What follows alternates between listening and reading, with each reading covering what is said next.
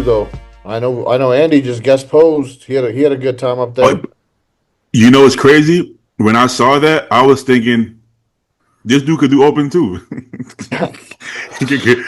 I'm like, this dude with more muscle, everything's there. I'm like, holy shit. Because Yeah, mhm. Let me pull it up. it's shit. I know you. We all saw the big news of the week today, man. The Urs qualifying for the Olympia. A lot to Holy get shit. into. A lot to get into. We need Joe on here because Joe was adamant. He's like, no, Earth is not big enough. Like, you guys Did he don't say that? understand. Yeah, remember Joe was like, nah, it's gonna take more than one off season. He's too small. Like, da da da da. Da. And we're like, I oh mean, shit. it's like he could have been right, but okay. What I said was, I said if he's actually 260 on stage or close to it, he's gonna win the show because that would just be Jordan, and Jordan beat these a better lineup basically, right? And I honestly didn't believe he was gonna be all of the 260. I thought he was gonna be like, look a little slighter. So I didn't think he was gonna win. But Yep. if I knew if he had this much muscle, well then yeah, he's gonna win. He's superior in pretty much everything besides the size, right? Yeah, and there's the So bone I was really locking, right? I mean, in my opinion, is the backside. I mean, the glutes and hams are fine, but obviously just the overall back. But then again, the whole lineup doesn't necessarily have the most overwhelming back, so you could at least compete in that type of lineup Yeah. against these guys. yeah, Man, he's you know, you know what? His back actually didn't look. It didn't look. It's just. I think it's the way he's posing it. I think the bottom part looks a little shallow, but compared to the other guy, they didn't have crazy crazy back. back. So I mean, also we got to take into consideration the lighting. Like everyone on stage, like Sergio, like they all looked kind of soft. Like they all looked like they had a film of water. It's probably the lighting, but I 100%. mean, although his back still needs to improve, like by adding tissue, I think conditioning wise in that lineup, I mean, Man, just look at how big he is. yeah, I mean he's Yeah, the and open bodybuilders. and these aren't small guys. Sergio's huge, Quint is huge. These are like some of the bigger guys in the whole pro league. So I mean, I definitely think that he could stand with someone like a The Jordan. craziest thing about Urs is he kept his classic waist in check. Everything's still very tight. Obviously, he pretty much accentuated his physique by keeping all his assets from classic while adding the size. But I guess it's true what they used to say, man. Every year they used to come out and be like, "He's ready at 250. He's ready at 245." you know when people say that, a lot of times I don't fully believe them. Same. So that's why I was skeptical, but I mean, it was true. It was true because But I now think it some also people, huh? But now it also makes sense, right? When you come to Olympia every year and we look at him, we're like, man, hers looks a little flat. You can't recover. How are you going to bring No, somebody back from 20 pounds of muscle loss? You can't. it's impossible. Yep. It takes, bro. It takes a couple months. Honestly, it's happened to me. But I've seen. Okay, let's start with even Lewis Breed. I've seen Lewis Breed in person. That guy is Big. densely muscled. He's huge, exactly. So so forget Sergio and Quentin. Those guys are like structurally are even way bigger. But the fact that he's holding his own, and from like when you say muscularity, not just like how big the muscle is, but the density, right? The because okay, you can be big and full. Like Quentin is big and full, but he doesn't. It doesn't look like dense and hard, right? Oh, yeah. So when you talk about muscularity, he actually visually appears to be more muscular because he's so detailed, right? The Is crazy thing is now imagine in a couple of years of where Urs is going to be in the open class. Like he hasn't even got an off season to take. Like he was yeah. going to be classic this year, and all of a sudden he's in an open show in 2 years' time where he's actually able to freely grow. It's like, man, if he brings up his back, that's a dangerous open guy moving forward. I mean, Did because y'all? you had Mhm. people were saying if Quint wins, he's probably going to be in the top 10 at the O. Like people were slating Quint to be top 10 at the O, and I mean, Urs just beat him. So I mean, I like think Bob so. said, another year, even just one good off season. Like let's say he takes a long one and does a later show in the year, like I don't know, Here's Texas my Temple question or to something you like guys. that. That's crazy. We Yeah. have a guy like Urs who wins this show, right? Does Urs beat Jordan? That's a really good I That's a don't really good matchup. know. question. I know my answer to it, but I want to know your I guys. I think he can. To be honest, when I look at them, I almost see they have the same strengths, really, the same strengths, the same weaknesses. But I would say Arms and back, Jordan, yeah. yeah, I would say Jordan is structurally a bigger guy, but I would say Urs actually looks rounder than Jordan here. So I think it'll be really close. Honestly, I think they're going to be neck and neck. Yep.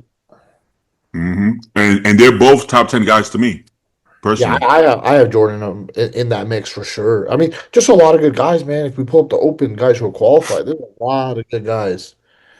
That's insane. Yeah.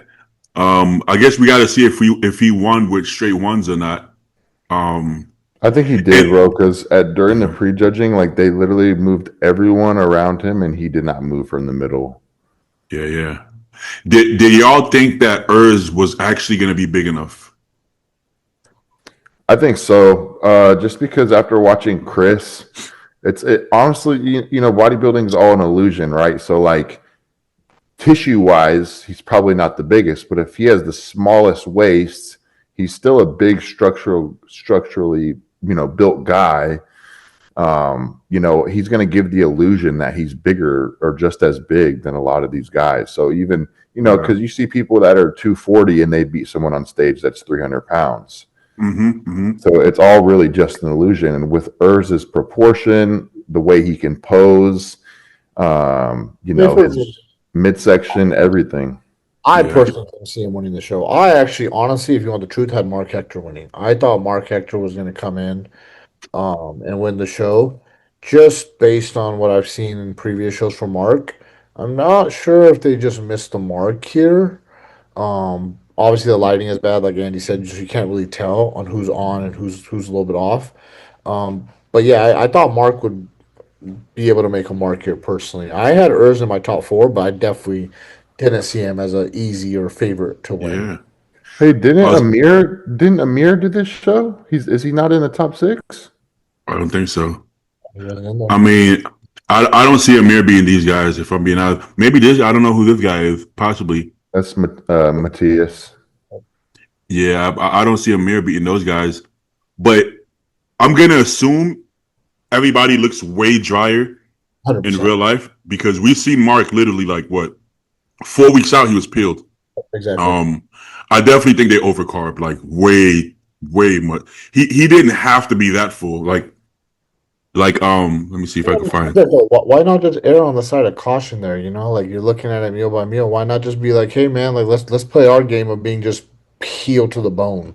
That's what, but he was peeled like 6 weeks out. He was like stage ready for a while now.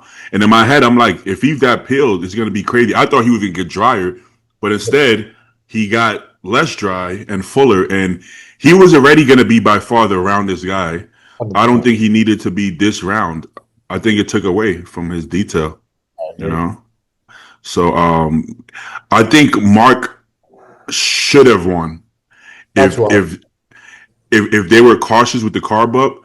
And unfortunately, with the shoulder injury, some of his poses, if you notice, he can't hit it as good. Let me see. I don't actually see imbalances. It's hard for him to get into some poses. I still, So, I well, still. this actually looks good though. But he was having issues getting the side tricep sometimes.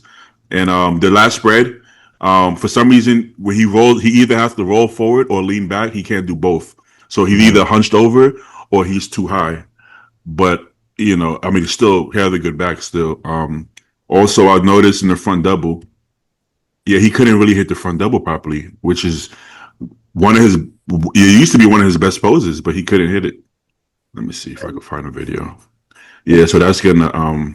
It's a game of Yeah, inches up there too, especially with all these top guys. Like, man, you miss out on a pose or so, and it's like, damn, man, that's gonna hurt you, especially when everybody like I thought 1 through 3 were close here. I thought Mark, me Quint, too.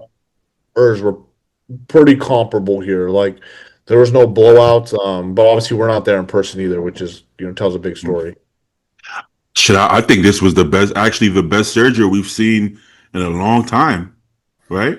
I His mean, look, back. he's I mean, from the back though, I don't know if it's a posing issue, but it just looks very smooth through the back, through the glutes.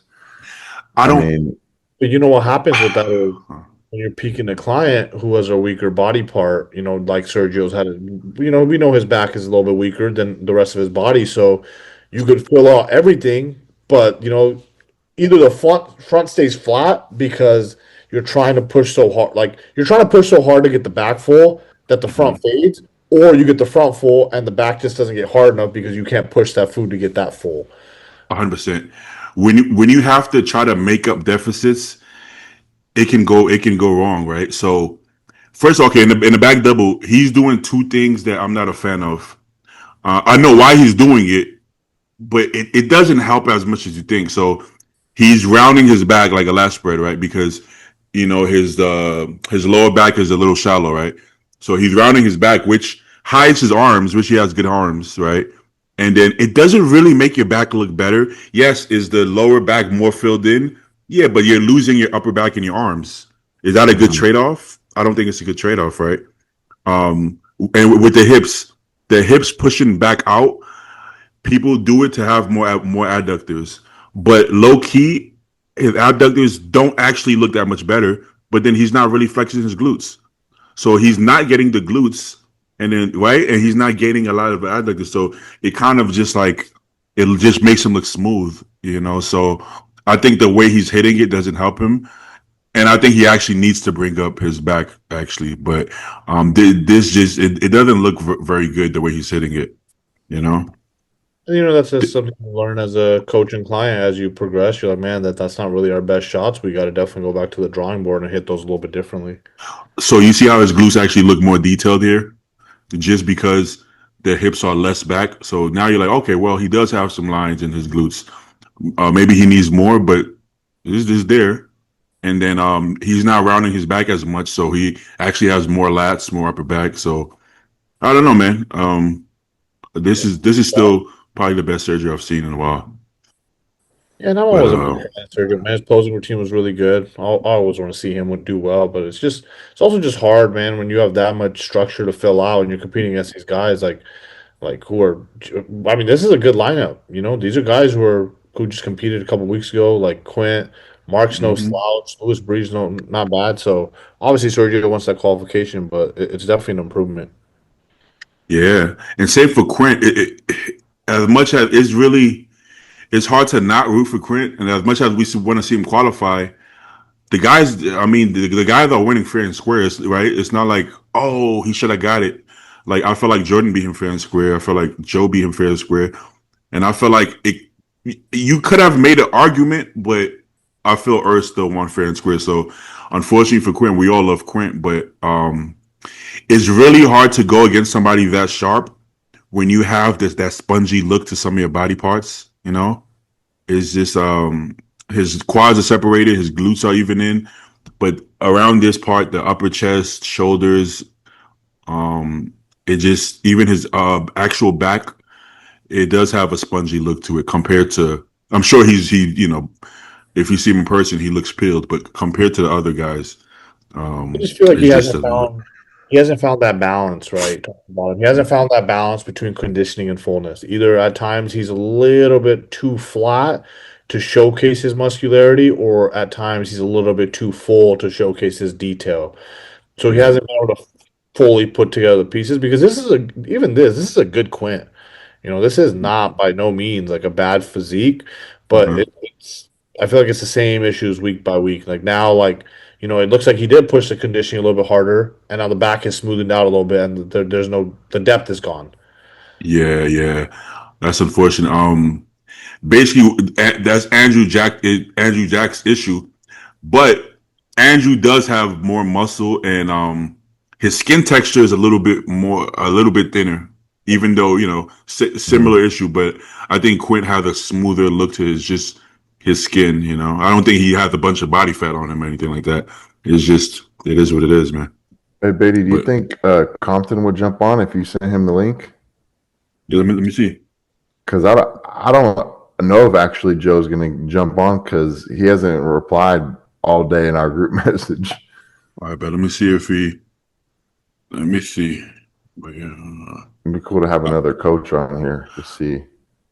I'm gonna send it to him anyways. See if he helps on. I But love to. Justin's brain to Yeah, go see some different philosophies. yeah. I would love to hear Justin's opinion. I wanted to hear Joe's opinion too, but yeah, I don't know if he's gonna hop on. Let's hold up. Let me send a quick message, Compton. Joe's Okay. too he's too popular for us now. He got a kid and everything. He got All right. real duties to take. Uh-huh. Okay. We looked at What Mark about Humphrey. Mark? Yeah. I mean, He this is photos. he bought first of all, his legs is no longer a weakness. I mean, maybe it's not separated like crazy, but do you guys think there's an imbalance between upper and lower? I thought he was good, man. Yeah, I think his legs are. I think his legs are huge. Actually, if you actually look at from the side, even he has huge quads. He got huge everything really. I mean, look at his arms, shoulders. Round, Um, full. yeah, His pose obviously hurts a little bit because of the shoulder injury. You can see it.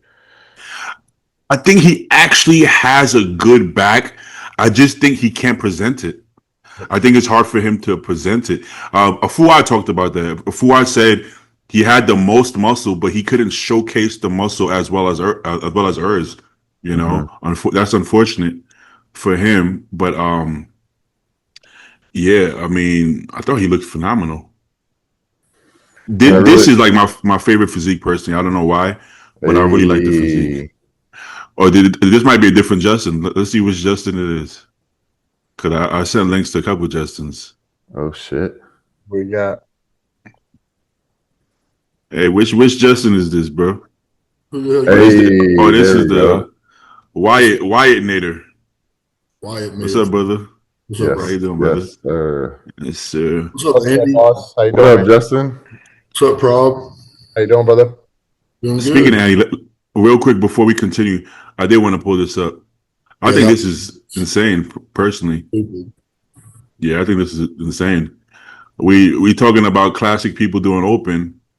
Shit, once Andy passes over the weight, I think Andy could bulk up. But I mean, he got all the parts, bro.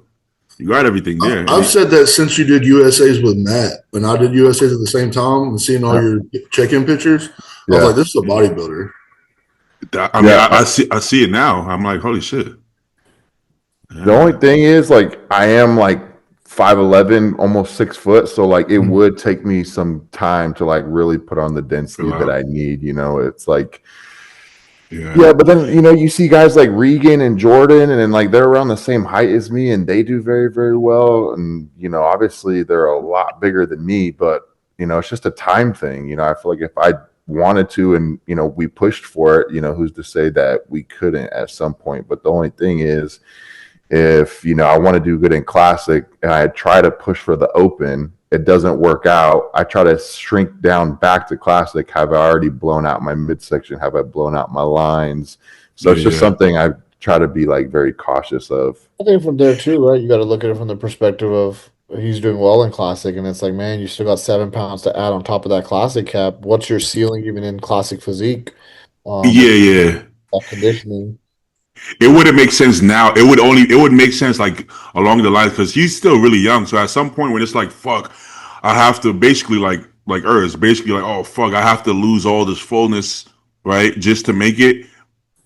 I don't think he would need to continue to make it year after year. Like once he struggled a couple times, I think, but also a lot of open guys lie about their weight. A lot of I've seen it firsthand. So there's guys competing in the 220s that'll tell you I'm 240, right? I remember Dexter, full blown off season, looked me in the eye and said I'm about 245, but on stage they have him as 250. How the fuck make that make sense?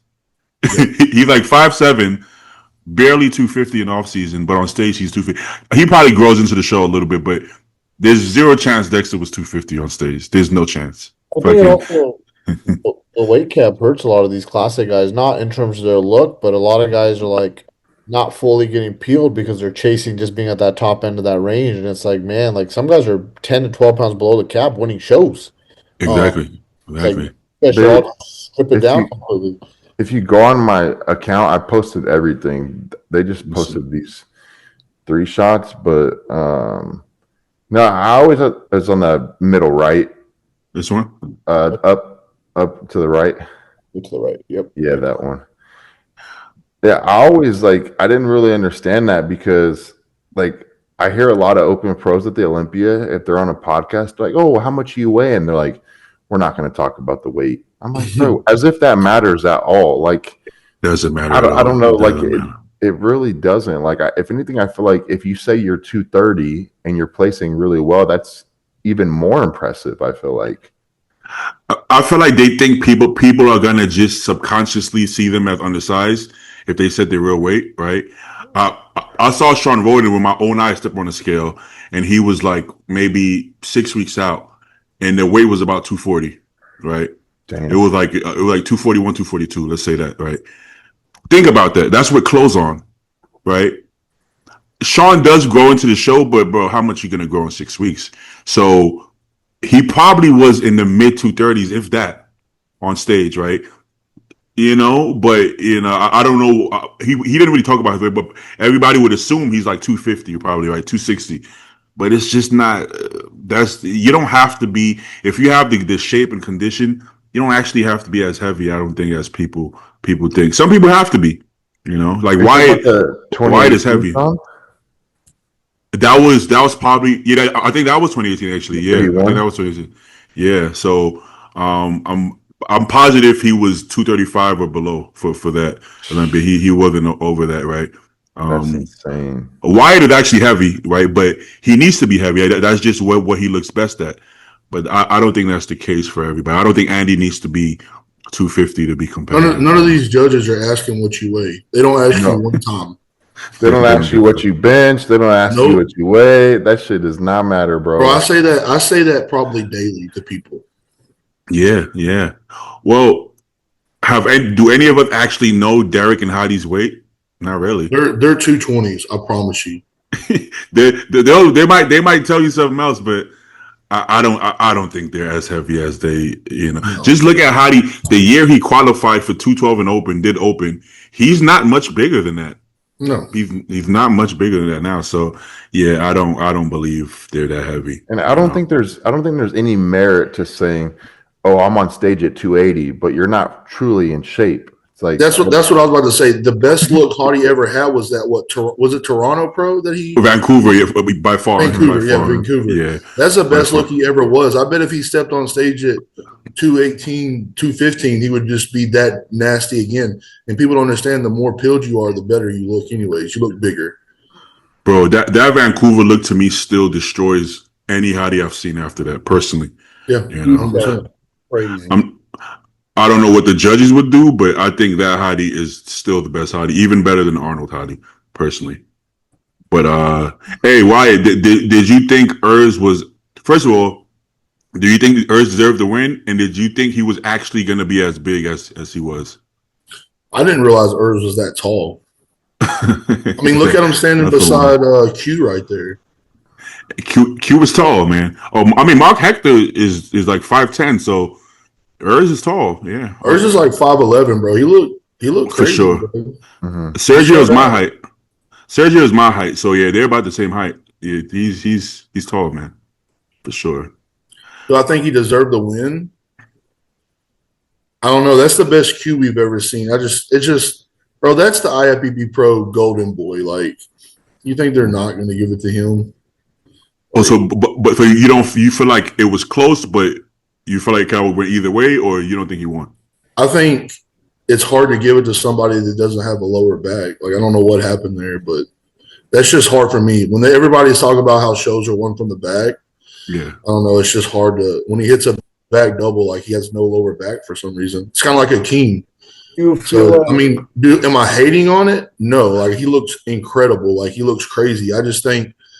Oh, okay, but to say that, I actually agree with the back part, but compared to who he's standing next to, though, is the thing, right? Yeah.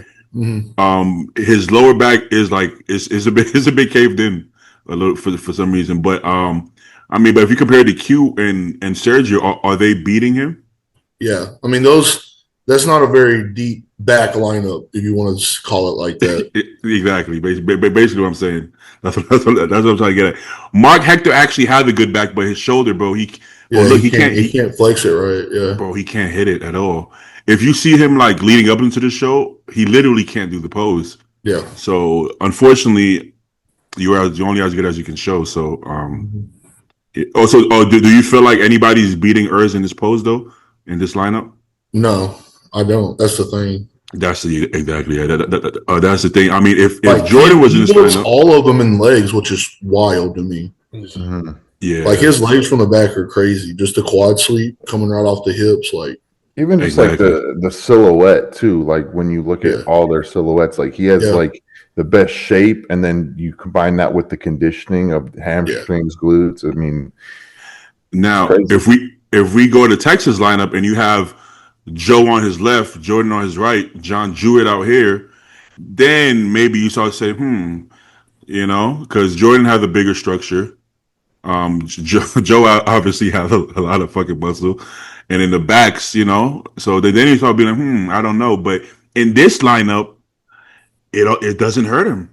I agree with Andy. Like if this was just black silhouettes, you would probably 100% say yours. Like if you didn't know, like you couldn't see the 3D of the muscle, you just saw just a silhouette, you would probably give it to Urs 100%.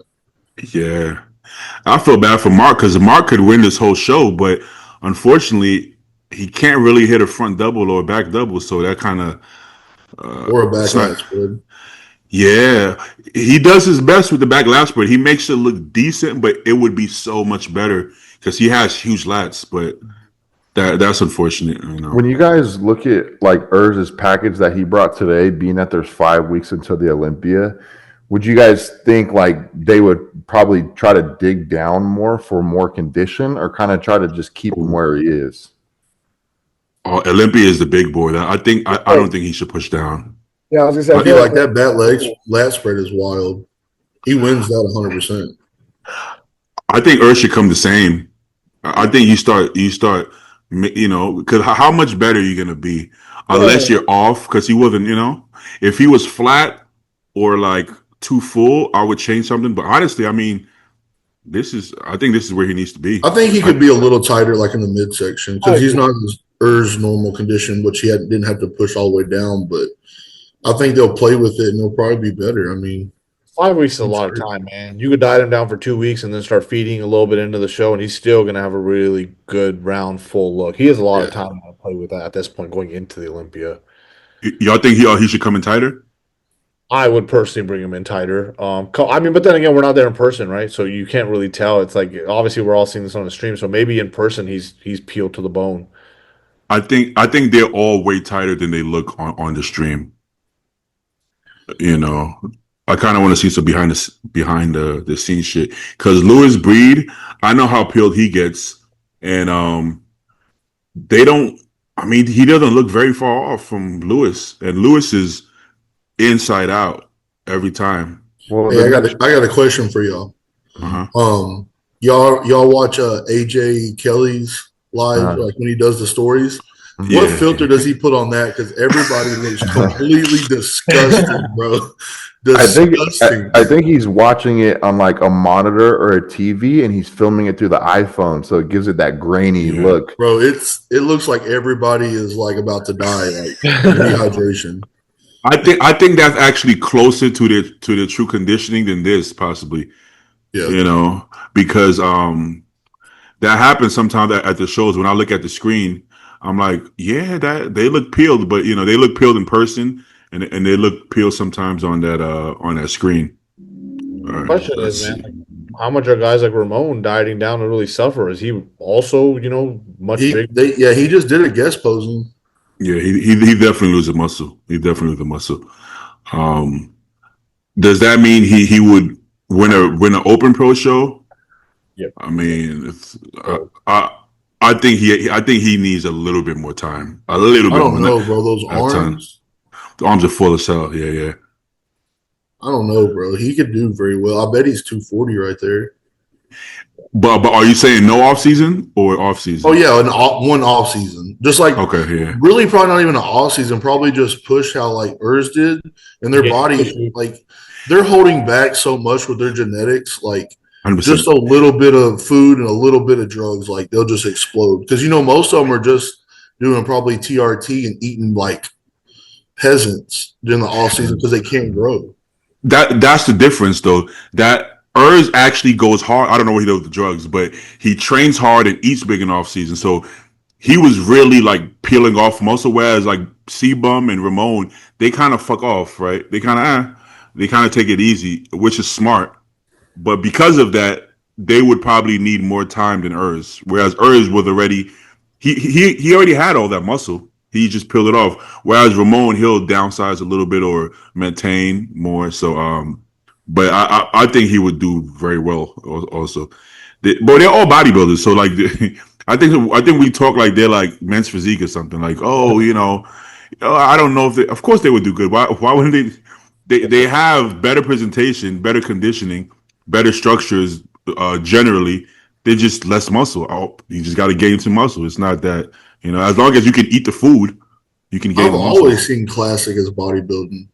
Me too. I mean, Classic as bodybuilders. Like, I was watching Fuad's. I was watching Fuad's recap of the show. You know how like a lot of people are like, "Oh, the lineups nowadays aren't like they used to be in the '90s and all this stuff." And he's like, "But you guys don't understand. In the '90s, there was one class. It was open. Exactly. So if there was only one class now, you would have Urs, C-Bum, Mike Sommerfeld, Keon. Like, imagine all those guys in the top 10. Then that'd be like unreal. Dude, that would be wild. That's like back in the day with like Lee Priest and then next to Ronnie. Yeah, bro. Or next to Nasser.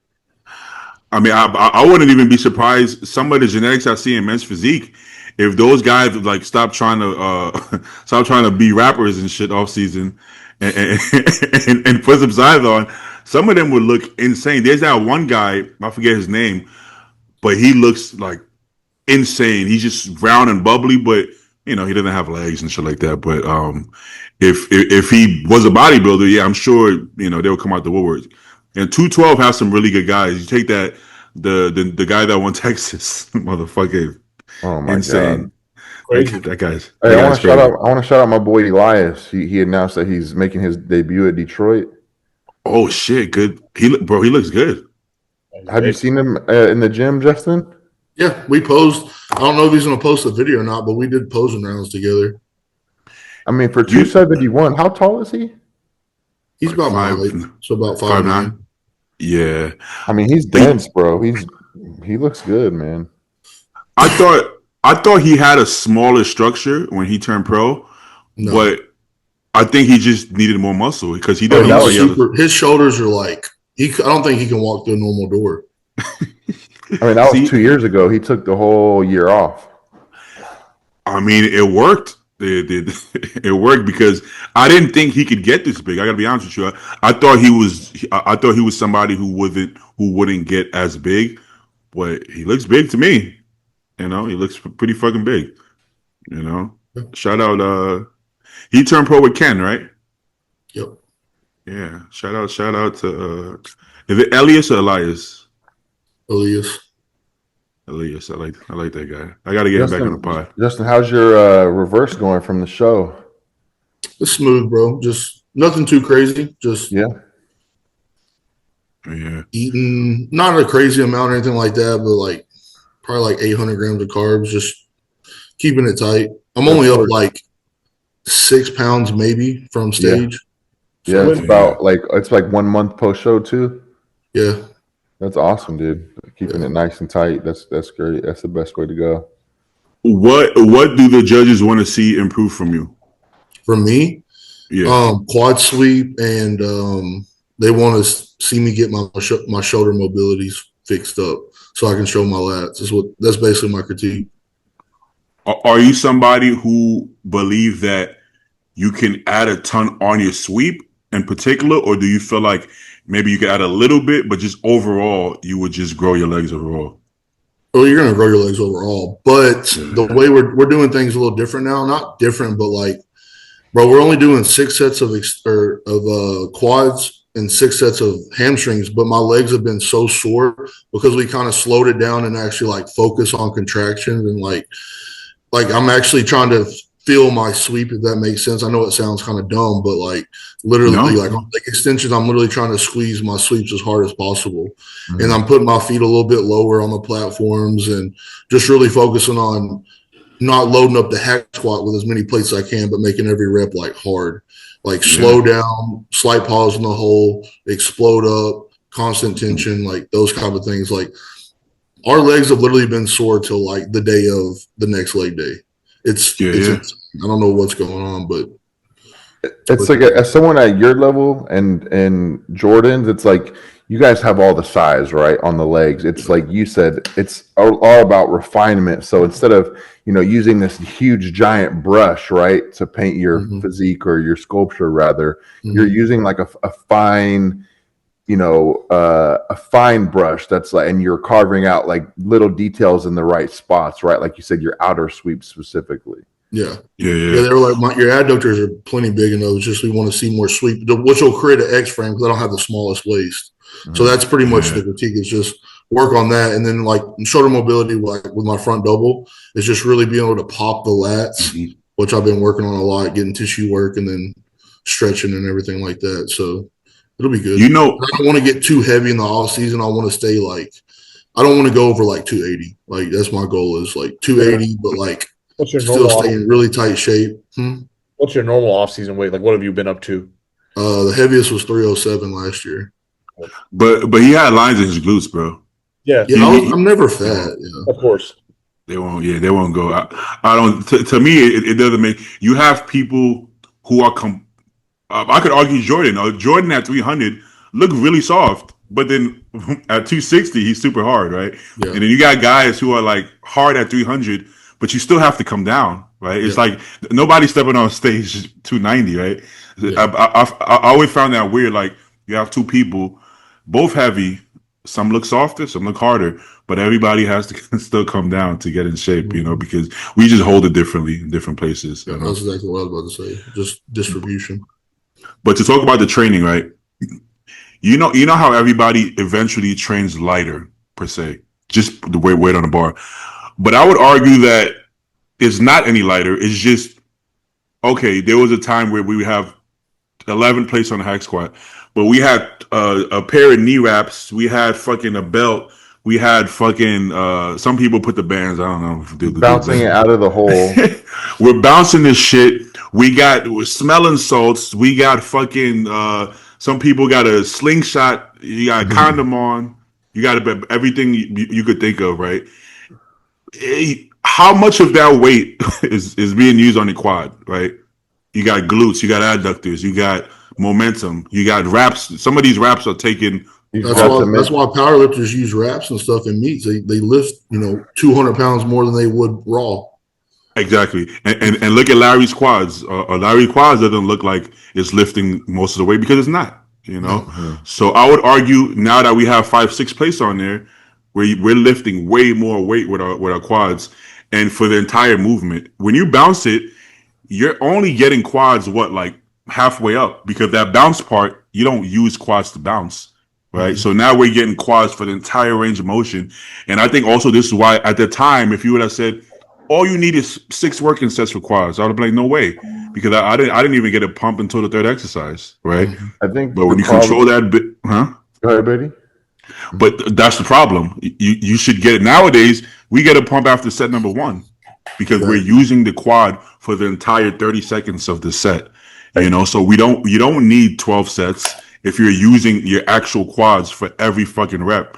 You might need Hunter does like fucking three working sets. Bro, Hunter, I trained with Hunter and I was like, bro, this is it. Like, but his legs are twice the size of mine. And it's like he's like, bro, you don't need as many sets as you think you do because you're training hard. The harder you train, the less sets you need. Like, I think a volume approach on some aspects, like we increase our volume on like every other training session, but like it just seems like with the quads, you can bury yourself and like then you're wrecked for the next session. Like he needs to bring up arms. You know what I'm saying? Like if you're wrecked going into an arm session, how beneficial is that really for you? Type of thing.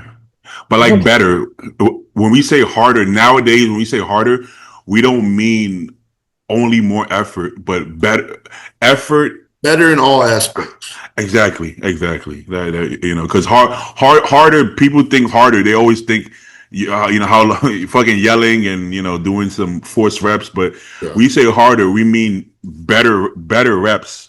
Better reps is still harder. We're talking about failure, basically, right? How far you push to failure. I think people correlate intensity with like how much weight you're moving and like, how much weight you're putting on the bar. But like when they should be correlating intensity with like having perfect form, using only the targeted muscle and making the first rep look like the last rep on every single set. Mechanical tension, right? Mechanical tension on the muscle. And keeping the tension on the quads. Like a lot of people, like you said, they bounce out of the hole, they come to the top, they lock their knees out. There's no tension on your quads right then. So like you're like, oh, I did a 4-minute set. It's like, but you had 30 seconds of tension. Mm-hmm. You know what I'm saying? Where you could do a 1.5-minute set continuously, and you have a 1.5 minutes of continuous tension. So I don't know. It's been a lot of maturing because you know how I used to be, Beatty, like 8 plates, 9 plates on the hacks on the Cybex hack squat. So it's heavy. So when I say 5 or 6 plates, you got to remember it's on a Cybex hack. So it is still heavy, but the intention on moving it is totally different. I'm keeping my feet narrow, putting my feet as low as possible on the platform, like working on little things like Andy was saying, like working on ankle mobility to where I can actually get super deep in the hole and not come off of my, heels. Like you push through your heels where you would lose a lot of power through you're coming up on your toes and stuff like that. So it's made all the difference in just the last, 4 leg days. Like I said, we've been sore like literally until Wednesday when we train on Thursday. So it's kind of like, it's definitely working. Especially at you guys' level, though, right? Like we were talking about Hunter, and like he could get away with doing less sets. His legs are so big, he probably has to allocate that recovery to somewhere else. That's been our goal for him. I need to still work on him, but it's the sets that we're doing together is still like crazy enough that if you're still sore till the next leg day, you could still probably back off, honestly. And the cool thing about that training like that, Justin, is you're sore for that long, but I can almost guarantee your joints don't feel Dude, sore. I was just about to say that. Yes. I've been able to do lunges and like with no knee sleeves or nothing, like, and I have zero pain on the hack squat. I have zero pain, leg extension, zero pain. Now, when I was banging all the weights, I couldn't even wake up the next morning and hardly get out of bed because my knees hurt so bad, or get off the toilet. You know what I'm saying? Now it's like, oh, your sweeps are sore, not your knees. Like it's been a game changer in like the best way for sure. I love that. Yeah. When people talk about like strong bodybuilders, they don't really talk about Jay Cutler in that way. But sometimes you have to watch how somebody does something, not what they do. And I remember I would watch him hack squat, and he's pushing off his toes, and his knees are coming way over his foot. And he still has like 7, 8 plates there. And it's like, well, Ronnie has 12 plates, but it's like, it's different. He also has no belt. He had no wraps. He's pushing all quads. So that's extremely strong, if you think about it that way. Depends on everybody's leverages as well, right? Everybody has different leverages. Everybody has different ways they mechanically could do the movement. Some guys don't even do well in a squat because, poor ankle mobility, poor knee flexion in those movements. So you got to kind of find what works for you to be able to fully tap into that muscle to actually grow X muscle group. And then in your off seasons, you got to be very diligent, right, with what you're trying to grow and how much recovery you can allocate to it. You're not going to grow your chest, back, your arms, and your legs in the same off season. It's probably just not going to happen because the recovery mechanism just isn't there. Exactly. So you can only fill the cup up so much. Yeah. So when we say train hard, that means so many things. I don't like to say train heavy anymore because it's such a relative term. Heavy has no meaning. Like, what does heavy mean? You can make one plate feel heavy.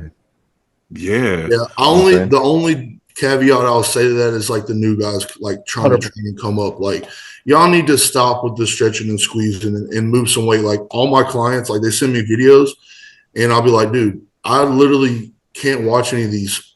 Like, I can't watch this because it's so boring. It's like I could fall asleep. And then I'll get one of them in the gym and like, hey, I'm going to put you through a set today. Like, tell me when you get on T-bar row, I'll come over there on your top set.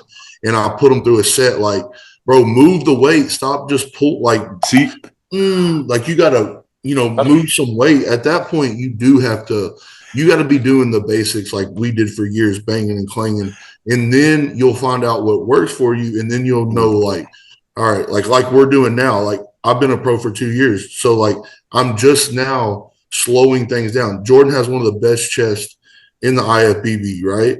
And he literally moves weight like super, super smooth.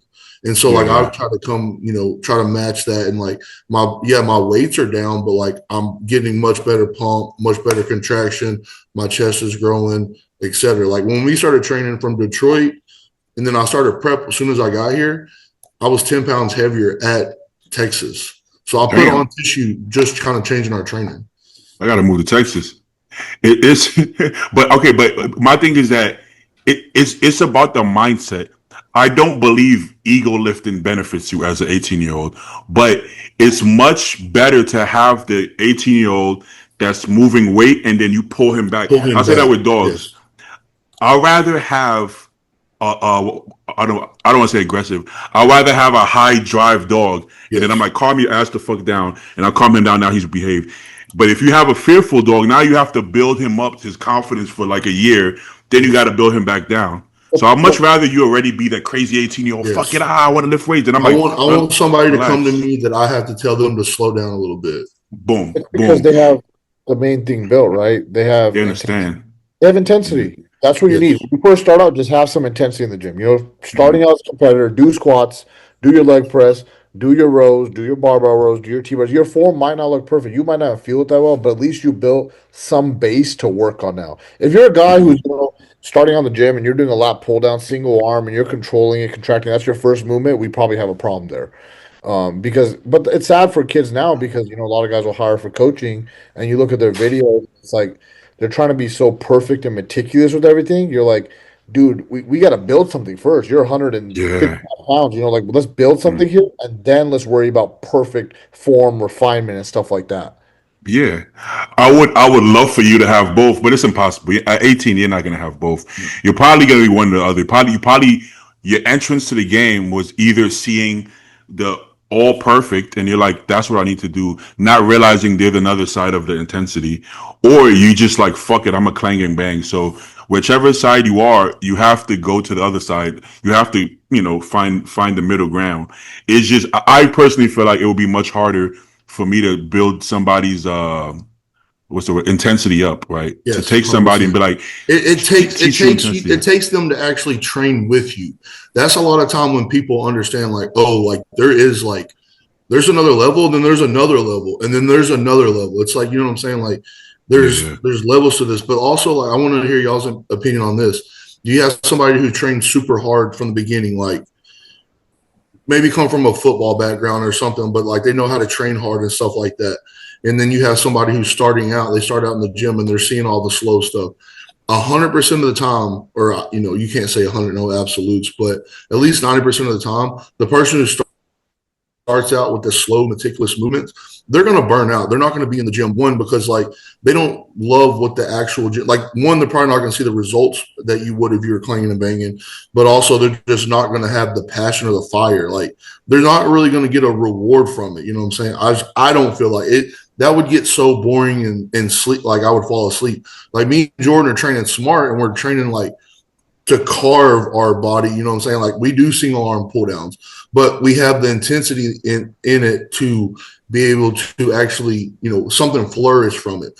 Like there was somebody commenting on our one of our posts and it was like, oh, y'all are just stretching and squeezing a single arm pull down. I was like, hey buddy, did you watch the rest of the video? We probably did that single arm pull down probably harder than you do all your movements, but every other movement was straight rows as hard as heavy as you can get, but it's intended to a certain muscle group. Like we're literally trying to hit our mid back and traps on this movement, but we're going hard as possible. If it's on a machine, that's fine because that's what we feel, one, the safest, but also the most contraction that in that movement.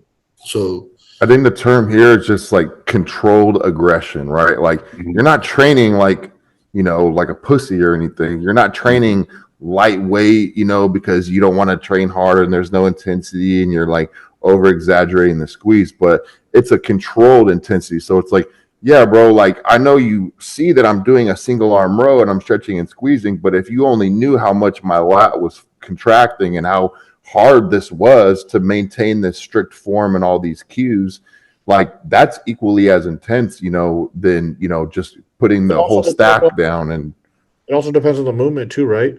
You could be more meticulous with the lat pull down, but when you're doing a heavier movement, you're doing an incline dumbbell press, you probably need a little bit of fire in your belly to grab a 130-pound dumbbell and to press it with some good form. So there's like movements you got to find a trade-off on. Okay, here I got to turn the switch on here to really, Boom. really tap into my mindset here. Okay, on this movement, got to be a little bit smarter with it because I want to make sure I'm really firing in and tapping into the muscle I need to. So there's give and takes there. Ben Pakowski used to have a saying that people people people You were terrible with names, bro. I don't know how to say that. BPAC. I don't know how to say that. But he said people have the idea that every exercise has to look the same, and it doesn't. The way my chest flies look is not how my incline barbell looks. Right. Same way. If I try doing a single arm pull down like aggressively, like I don't feel shit on my lat. So I kind of have to really focus on using my lat. Whereas if I'm doing like a chest supported row, if I'm too slow, I actually feel too much biceps or too much rear delt. So I don't actually want to do like bend over rows like way too slow. I'm still gonna use my back. I know how to mentally do it without having to go in slow motion. So even if I'm doing this, I know what I'm doing. I'm using my back, right? That's So where it also depends, right? Like for example, I train with Andy when I go back to Fresno to look at him before, these preps and all that stuff. And Andy could be doing, 5 plates on a leg press, which a lot of people they're like, man, why is he doing 5 plates? I'm sure he could load on 10 or 12. But then you look at his leg when he's doing the movement and you see all this detail to the side of the leg. You see his hamstring working, you see his quad working because his connection to that body part is so strong. I'm sure Andy could do that movement so fast and he'd still get so much growth out of it because his brain knows how to fully tap into that muscle. But then for Andy, when he goes to a weaker part such as his back, now he has to be very, very controlled with the movement because he has to feel it. He can't just rip and grip. We have to go back to the drawing board on those movements because that isn't his strongest body part. Exactly yeah, what I was going to bring up. There's certain body parts that you can just grow and like no body part honestly has to be trained the same. Like Joe is really big on that. Joe is big on his quads. He does everything super slow. Or like Nick Walker, he doesn't do under 15 reps on quads. Like there's stuff like that where we can, close grip Smith press, 6, 8 reps and your triceps explode. Like there's muscle groups that like legs, they take a lot of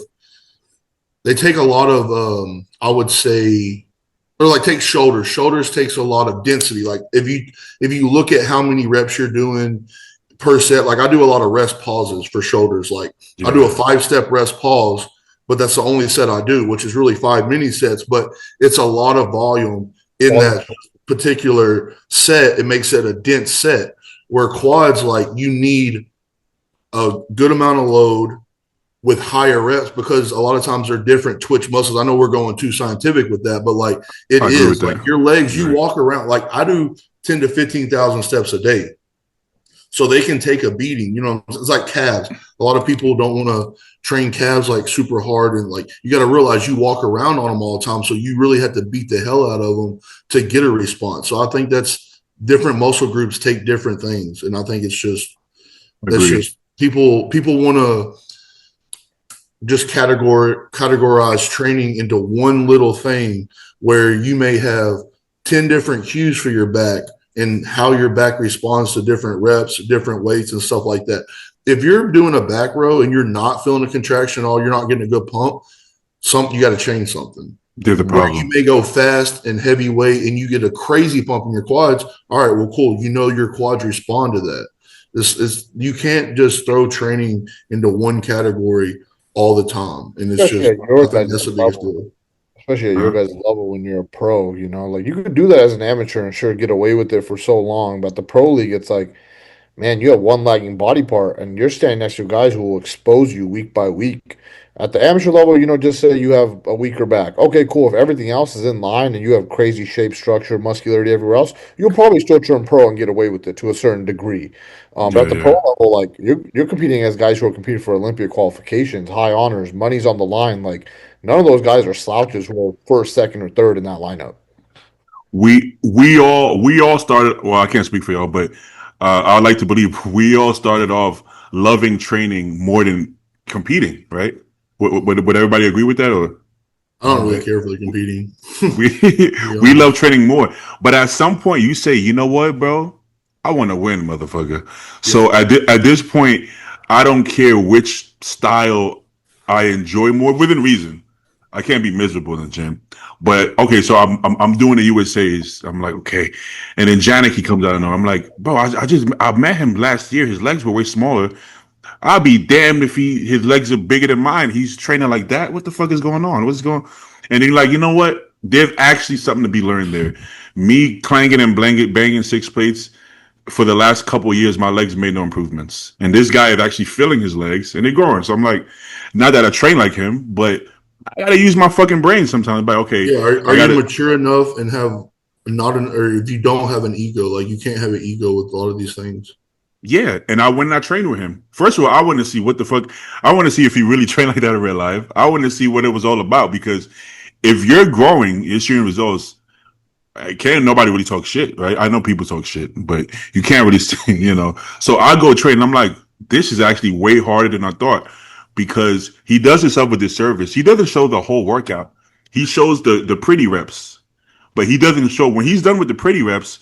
There's another side to that we don't get to see. So I'm like, oh, now that makes sense. Yeah, he trains hard, So I think, I think you have to be smart enough to understand that if you want to win, you're gonna have to do some things maybe that is not as fun, but you find the fun in improvements. And not for nothing, I'm starting to kind of enjoy this way of training. If I'm being honest, I have no desire to deadlift a bunch of weight anymore or back squat a bunch of weight. I'm kind of enjoying feeling my muscles work. No, that's like the biggest thing what Justin said is like you have to leave your ego at the door, especially for a lagging body part like that. Like Prob is a men's physique guy, right? And I mean that with like all respect, obviously.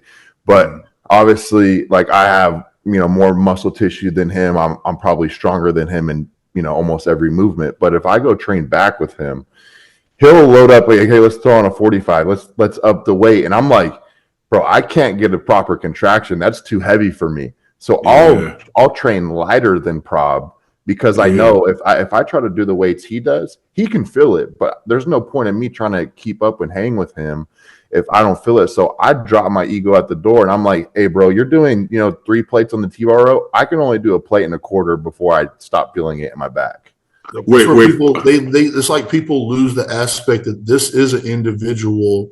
It's your body. It's an individual sport. You think that just if Brandon loads up 5 plates on the Smith press, you think I'm going to get my butt under that? No. It's not going to do anything for me.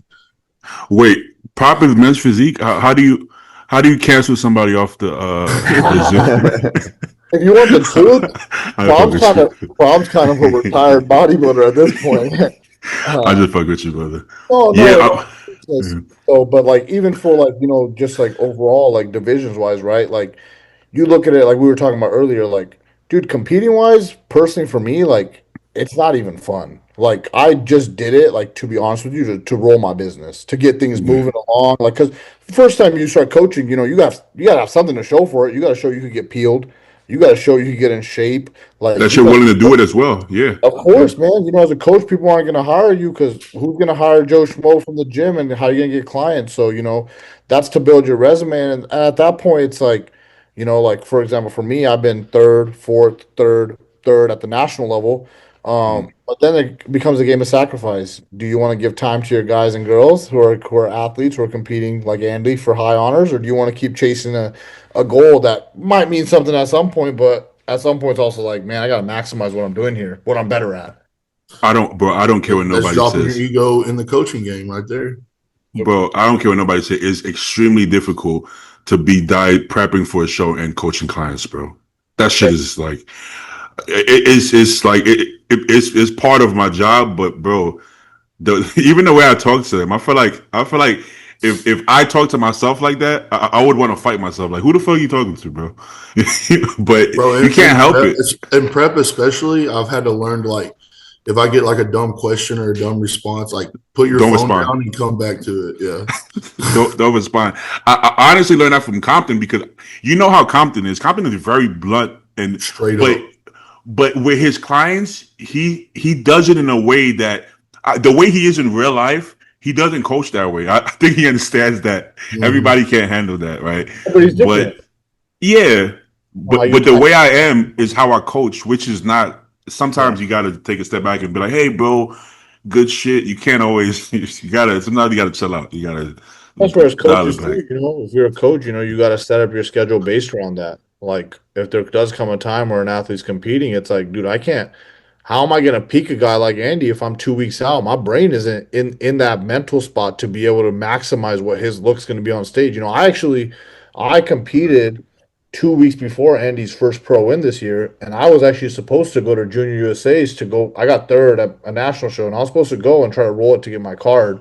But since he was competing, I was like, I can't do it, man. This guy has an Olympia Smart. qualification on the line. He has real money on the line here. Yeah, I'm going for a pro card, but what is that going to change for me? Nothing. Like Yeah, nobody's going to give me a check. Nobody's going to do anything for me. Like this kid's actually, busting his ass for the last 10 years to make it to the highest, the pinnacle of bodybuilding, essentially. It's like, and that's where as a coach, I have to, or as an athlete, I got to set my ego aside and be like, sure, can you chase that card and potentially get it at a show? Maybe, but is it worth, your guys and girls competing who are, really, really paying you for a service and you can't do the service at a high quality? Nah, it's not worth it at that point. smart. Yeah, I think that was a good move. I got worried for a minute because I saw Kyle Wilkes dieting, and I was like, when is his show? I'm like, it's getting kind of close, bro. I'm like, hey, Kyle, man, you might want. But he did his show, and I'm pretty sure he won. And he's done dieting now. But you gotta be. That was kind of close. That was cutting it close, man. You gotta be careful, man. But it also does Justin, fire some people up, right? It might fire Nick up to see Kyle going, his coach going on stage and getting into that condition and be like, damn, man, coach is really getting after it too. Like, Good he's point. he's peeled to the bone right now and he's in the trenches with me. Like, so there's a certain like threshold. Like, for example, like for Andy, he's gonna do the Olympia. I told him, man, you know what? Like, I completely had came off everything. I got my blood work back. My test levels were at 98. And I was like, all Damn. right, man, like you're gonna get ready for the Olympia. I'm gonna die with you for the Olympia and then go get peeled for it. I might not be the I biggest like guy, but I'm that. gonna show you some discipline here. Yeah, I can't. I kind of liked when Matt used to do that when he would like do cardio with them and shit and train with them. There's something about that. I was like, you know what? I kind of like that, And he would train hard, bro. At the time, This was before the marathons. We call it the triathlons and stuff. and he used to. And Compton to this day would be like, "Yo, Matt was one of the best training Oh, he partners was I've a had, if dog, not." bro. Yeah, I he had wasn't. I had a training program from him, and it was a tough program. Boy, he was in there inclining fourth place with these guys. I'm like, Bro, he God was strong damn. as hell for his size. I don't know how. He's not a big structured guy, but he was in there keeping up. Remember he tore his chest with the fucking, he had like fourth place on the yeah, incline. he had 4.25 on there. Yeah, one thing about But Matt, right? he was like hanging with Dallas close, like Bro, not like not Dallas level, but like within a close enough. percentage. Well, Yeah. the most they would strip is like if Dallas did 5 plates, he would do 4. Bro, because if it was me, you would have had to take off a few plates, motherfucker, for Dallas. Also, Yeah, that's so why that, Matt's not so successful in everything he does, right? Because he's a dog. Like you throw yeah, Matt in with these guys, and it's like, bro, he might not be the most genetically superior guy compared to his athletes. So obviously, these guys are Olympians or high level guys, but he's willing to go tit for tat with them in the gym to be like, look, I might not have the genetics to be Mr. Olympia, win an Arnold, but I'm going to go ahead and hang with you in the gym and go ahead and push myself to my limits. Did you ever yeah. hear Compton's story about them training together? He was like, "Oh, I invited this little bitty kid to come train with me, but he threw up and stuff like that, but kept training." And Justin was Yeah, like, yeah. "All right, you can train He with me. was, We'll be here every whatever time, whatever day for legs." And he said he never missed a session, never missed a set, never missed a nothing. he Not the only dog. that, I've also heard Matt can fucking put down some food too. Like Oh, Matt yeah? he would go eat with Nick and Dallas, and like he would slam just as much food as they would. Like Matt is I believe it. like a true bodybuilder. Like he can keep up with the training, keep up with the food. Like, and he definitely pushed the limits for sure. So when he was locked in, he was intense, bro. He was intense when he was locked in. Yo, Justin, you're gonna be at the Olympia? Yep. You got to stop by there. Compton's gonna be there. We all gonna be in the Airbnb. You got to hear the stories, man. I'm gonna get him a little bit high, and you're gonna hear the stories.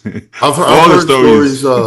One of the shows that I guess posed that his girl is an expediter, Uh-huh. and she's told me stories. Like we rode back on the plane together, and I've heard some stories about Justin. Oh yeah, What's your plans for the the best Olympia, storyteller. Beatty? Who are you staying with? Like, when you get in there, like, what are you gonna do when you're in Vegas? Oh, it's gonna be me, Paul, Joe, Compton, Zalo. So Oh, what that? okay. 1, 2, 3. So like 5 of us, and then I don't know the girls is coming. I'm pretty sure. I would assume Joe's fiance is coming. Um, I don't know if Compton's girl is coming. I don't know the girl situation, but other than Joe and Compton, you never know. You never know what's gonna happen. But yeah, it's gonna be fun. Oh, you going too? Oh, you competing? I'm fucking. Oh shit. Where you staying? Where you staying? Yeah, like, wait, what do you got plans for the Olympia? What are you doing that week? Oh, me? We're gonna have fun. He was just joking, bro. Oh, he's joking. I was actually thinking about doing an amateur O, but I think I just want to enjoy it. I think I want to just enjoy it. So, It'll be a good time, bro. oh, it's gonna be fun. It's gonna be. I mean, last year was fun. It was.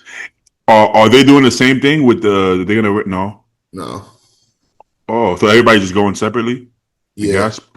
Yeah. Oh well, you could always come by to our Airbnb. Yeah. Where you staying, I Andy? was trying to get in there with y'all, but I was too late. But Eminence flying us out on like a private jet and staying at a villa and stuff like that. So I was like, bet. Oh, you can't be that. For us, it's a drive. It's gonna be just a 5-hour drive for us. I'm probably gonna take. I think I'm gonna take Juice. I'm gonna take one of my dogs with me.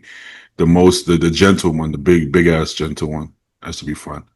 But Andy, where are you staying? By the. Me and Prob are gonna stay at a Airbnb. I got an Airbnb, like a nice house, full kitchen, everything.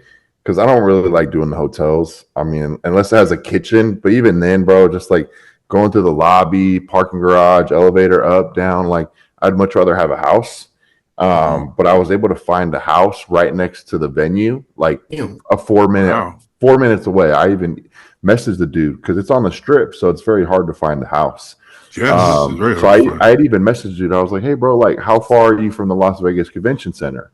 He's like, "Oh, it's a 4 minute drive. It's like 1.2 miles." I'm like, "Oh, fuck, I'm booking it right now." So I'm usually like 30 minutes away from the fucking venue. But in the past, bro, I remember I would be at the hotels. They would be like, no microwaves or some bullshit. And I would carry my microwave up. They'd be like, hey, you can't do that. I'm like, I mean, you gonna stop me? I'm 2 days out. I don't think you want to. Don't try to stop me. Just act like you don't see it, brother. Act like you don't see it. So I would take the microwave up there. I remember guys were eating cold food. I'm like, bro, you have a microwave? No, I was just eating it cold. I'm like, oh, get the fuck. Why would you do that? Go to That's Target, disgusting. grab a $20 microwave, put that shit in the room. They don't even see it coming. Bro, you can buy a microwave and take it back to the same store you bought it and return it. Jay said he would throw it away. He said he would buy it, use it, and just leave it there at the fucking. I just leave it there and let them use it. And give it to the next person who's a bodybuilder who's here, bro. Ronnie probably used like a George Foreman, I bet. Oh, for sure, for sure. Yeah. But there's no way I'm staying at a hotel again. Just especially in Vegas, it just annoys me. Just the lobby and everything. I can't do it anymore. I can't do it anymore. So What did you guys think of Logan? no, huh? What did you guys think of Logan? Oh, let me pull that up. I think the lighting at the show was terrible, probably. He didn't look as good as I thought he would. But he was peeled, you know what I'm saying? Like, okay, yeah. it wasn't like the Arnold Logan, I don't feel like, but he still has time. I feel like they left a little bit in the tank. Yeah, that's what I'm trying to say. Let's get a qualification here. Let's knock it out. He's up there. Beatty, go up. Oh. To the right. Right there. No, go down a little bit. Down. To the right. honestly, the Masters guy who got here? second, the Masters guy who got second in the middle with them, I mean, looked pretty damn good too. He did. Hey, so this is gonna sound weird, but like, even though he was peeled, he didn't have like the same pop and flow to me. I felt like at the Arnold, as peeled as he was, it wasn't just the condition; it was the peak overall. Even down to the tan, he had a better tan. I don't know. Everything was just perfect at the Arnold. You know, You can tell at the Arnold, you can tell he's a little bit under muscled compared to some of the other guys. But at the Arnold, it didn't matter. I was like, I don't give a fuck, if he needs more muscle or not. He could win this. Like I thought he was that good. Hey, Andy, do you think he could pose his legs better in that, not do the freaking Arnold stance? Yeah, he's trying to pose like he's in the 70s. I mean, obviously he's one of the best in the world. I mean all this with all due respect, of course, but it's like you see that front foot, not the back foot. But I mean the back foot too. He could twist that heel and pop that quad out, but the back he would have a lot more sweep to his quads from the leg. That's what I was thinking. His front foot that's in the box, it's just straight. It looks like he's not even contracting his hamstring at all. It looks like he's just stepping back, putting all that weight onto that left glute, and then hitting the back double. Like I feel that's what he's doing. You think that'll make a difference at the O though? Like if he were to fix those things, he would place higher, right? Oh, bro, I mean, when you're competing against guys like Mike and Josema, I mean, they're stripped to the bone from the back, like hamstrings, glutes, everything. So, and Logan, his conditioning is his strong point. I feel like you should have more separation in your hamstrings and glutes, no? Even that pose, right, hurts his hamstring because if you turn it outwards, you could contract your hamstring a little bit better. Turn that right leg to the right a little bit. Turn that left leg to the leg. Get both sweeps showing to the outside. Just going to volumize your leg that much more to give you better taper as well. Some of the local posing coaches actually teach it this way because they're saying you want to hide the thigh gap. The thigh gap, no. Oh, it's like I think people are thinking too fucking hard. Bro, even fucking Derek and Hattie have thigh gaps. But it doesn't matter because the point is that they're showing their fucking huge sweep and their crazy glutes, right? I don't think, like, look at the trade-off. Okay, these guys probably aren't the best examples. Go to the guy to the right of Logan because their leg size are similar. Okay, so let's say this guy. So does he have more of a gap than Logan? Okay, maybe an inch, but who gives a fuck? He actually fills it in better. Yeah, you actually see his adductors. You can flex your adductors even while flexing your glutes. You don't have to throw your hips back. You don't have to squeeze. You don't have to try to touch them unless you're Keon and they fucking touch just cause you're Keon. But if you try to recreate that, I don't think your legs should be this close. I just don't think they should. I will say about Logan though, it looks like his back has come up here. Oh, his back looks like Dorian. It actually looks good. It actually looks good. Yeah. His lats, you can literally see the development all the way to his butt crack. The best in the world, they take a step to the side, they take a step back, they flex their glutes. Some of them flex it harder than others, some of them or whatever, but they keep it simple. I feel like so many people just struggle, like hips back and then the elbows low, and I think people are thinking too hard, bro. It's just you take a step back. You can tweak it a little bit here and there to fit your physique, but I don't think you got to do anything drastic. The way most of the people hit it, I think it's the right way, right? It comes full circle. Andy said it earlier, or either one of us said it. That classic is bodybuilding. So don't try to overcomplicate it. You know what I'm saying? Like you already have great proportions, great sweep, great waistline. Show everything perfectly. Don't try to tweak it too much. It's bodybuilding. Look at C-Bum. Okay, front double. The most he does, he might right foot. He might come off his heel like 1 inch. That's it. Boom. He's just hitting the fucking pose. Front latch, but he just hits it. He's not doing some crazy angles. He just hit the pose sometimes, right? I think people overthink. If you're Terrence, I mean, you could do whatever the fuck you want. He understands his body, But I think you overthink these poses. I think sometimes it goes left. That would be dope to have. Ask Terrence. Hey, Terrence, you think he should turn his legs out here? I bet he would say yeah, because Terrence does it. Terrence is the only one that I think is allowed to like get a little fancy because he really understands how his body works, But even him, I mean, it's pretty straightforward. To be honest, it's just in the routines he goes, but in the mandatories, it's just transitions really. I'm very interested to see if Logan jumps into more shows here now. Very, very curious. I mean, he's literally in Houston. There's no reason for him not to do San Antonio. Is there good money up? Is there decent money? I mean, even if there's not money, right? There's no new qualification point system now, so it's like you might as well show up to every show you can, man. Get qualified early because that gives Logan a chance to go do the Arnold Classic next year and not worry about it. Like this is late, That's man. true. Imagine if a 70-80% Logan showed up here and somebody who's a hitter showed up, and it's like somebody who kind of pushed him. You know that loses your stock a little bit. I agree. And Logan isn't somebody that can just win every show he does, right? Yeah, He can be beat. yeah. I mean, he went to. I mean, what's the shows he did? He did Legion last year. He missed on a qualification. You know, he lost to Ruff. And then Ruff did a show a week after that, beat him again. And it was like, man, like now this guy missed out on the Olympia because you know you leave it so late. If somebody jumps in at that point, that's tough. Yeah. Well, he looks a lot fuller close up. I'm not gonna Hey, Andy, what are you what were you smiling about earlier? I know what Andy's thinking. I would have I'm honestly, if you want the truth, man, I told Andy to do the Florida Pro. Yeah. I told him, why not, man? You're ready to roll, jump in. Let's stand next to Logan. Let's see. I'm not saying we're gonna go out there and beat him. I'm not saying we're gonna go out there and smoke him. I just want to see like what does it look like? What gaps do you got to fill? Where do we stand? Hey, take the heads off. Take the heads off of those guys, and you look at this compared to Andy's guest posing. That's what I was looking at. Like I said, you gotta take. Sometimes you gotta take the heads off. Yeah, let's keep it on it. Sometimes you gotta take the heads off, you know. And you put this against Andy's guest pose, and you're like, huh, okay. You know, I'm gonna be honest. You know, as a coach myself, like it's like, dude, I personally, I don't know how Andy feels. You could tell you guys, I don't mind going and losing shows with an athlete. Let's go out there and compete. Let's see where you stand next to like the best in the world, and let's just see, you know, where do we have to improve? What are the gaps you got to fill? Obviously, we know that already, but it's like, you know, you stand next to this, that might increase your stock as well. People are like, man, that kid kind of 100%. took a couple poses off this guy. It does. It happened to Joe, right? Like going into the show, Joe, okay. And Well, then you actually see them next to each other. You're like, whoa, okay.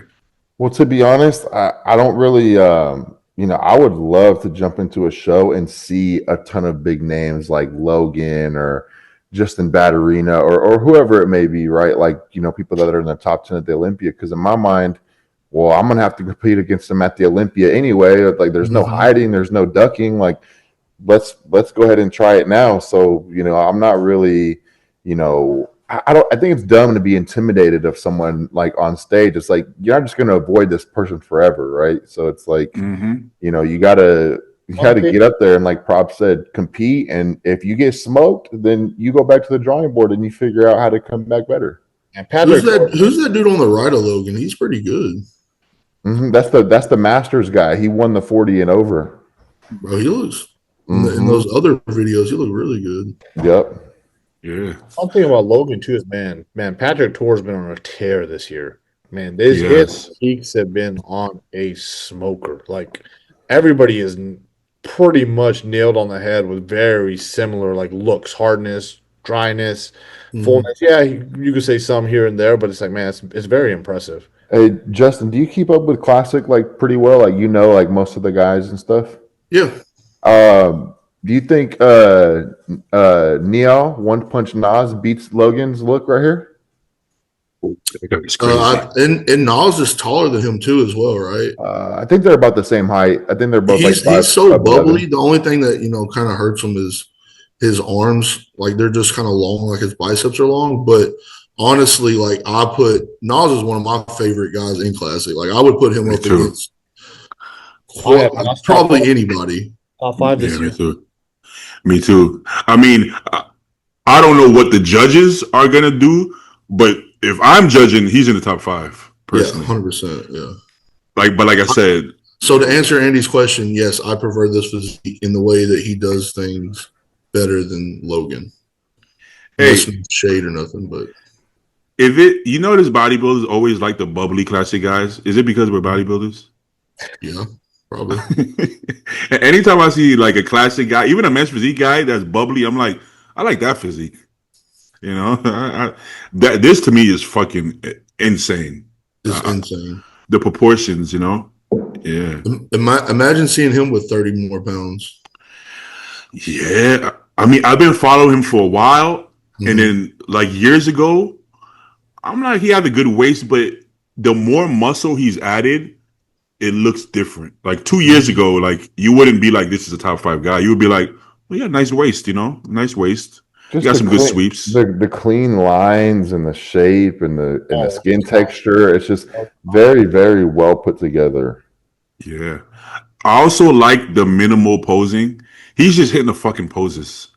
Like I said, like he's not doing the in and out glutes and the gyrating and shit. He's just hitting the fucking poses, like clean, confident, with a smile on his face, and that's it. He's not, how people pose so hard, they're shaking and shit. He's just hitting the poses, and I think that's how you present yourself. Look, you just go in the pose, flex like 80%. That's it. I feel like for classic, the top seven's pretty locked in, right? I mean, I don't know if you guys agree. Okay, let's break it down. Who? Mike, he's probably gonna win the Olympia. Terrence. Yes. After that, you got Ramon. Yeah. Then from there, you Ozema. got Josema, and then Oh, you okay. got Nio right here. Then you got Okay. Logan, Michael DeBull. I mean, You think Michael the Bull? I think Michael DeBull can fall out, but I think Yeah. he's so consistent with conditioning that's what they really like. Like that. I mean, you've been at the Olympia the last 5 years, and they've given you a nod. It's going to be very Mhm. just push him out. I mean, there's other guys. Botterina could jump in right there. I was gonna say that. Oh, The guy with the Grego. long hair. there's guys who could Oh, jump. Grego, yeah. Grego is in the mix. Like there's a lot of guys that could fall in that from 8 to 15. It's kind of like it's going to be a battle there. Like there's going to be a lot of guys who are in and out. It's going to be close. I think the top 5 is Locked in. locked in. Those 6 and 7. I think that can go either way. You know who also could really shake shit up is Fabian. Fabian, tall dude. Yeah, Patrick yeah. Torres guy. Let me see. Maybe he's been an Olympia before, man. He just missed out last year because he had a kid. He's been in the mix. Mhm. Wait, he's qualified, right? He won a show. Mhm. Yeah. Okay. He did the Open, the first one, and then he came down for Classic in the next one. What's his IG? Is he not coming up? He does. I he see. has that Neil-esque like structure. Mhm. Oh, I yeah, was on Patrick Torres' Instagram, and he'll be on there. Oh, there it is. What- Yeah.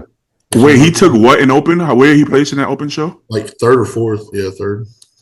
And there was no like he just missed weight. It wasn't like, okay, let me come in fuller. No, he That's- just No, he just missed the weight. Well, that's even more impressive. I mean, this But was it's 3 last years year. ago. Yeah. This is old, yeah. This year was look crazy. for one of his front lats right there. Oh, That's damn. wild, bro. That's crazy. How tall is he?